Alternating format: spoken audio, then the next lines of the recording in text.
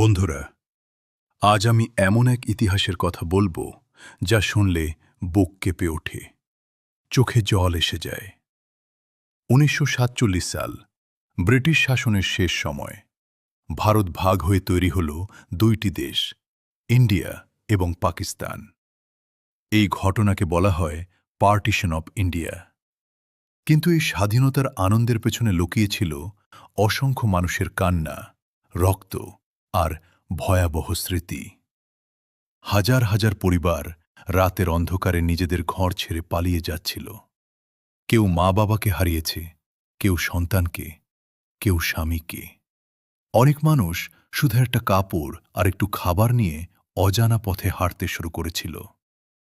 পাঞ্জাব আর বাংলার অনেক জায়গায় ভয়াবহ দাঙ্গা ছড়িয়ে পড়ে। ইতিহাসবিদদের মতে সেই সময়ে হিন্দু, মুসলিম ও শিখ সব সম্প্রদায়ের মানুষই নির্মম সহিংসতার শিকার হন।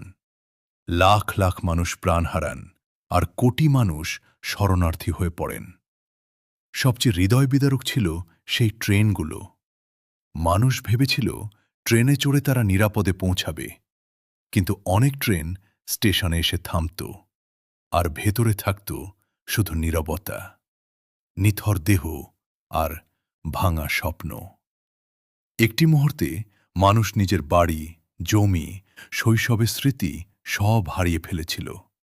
কেউ জানত না সামনে কি আছে, শুধু ছিল ভয় আর অনিশ্চয়তা।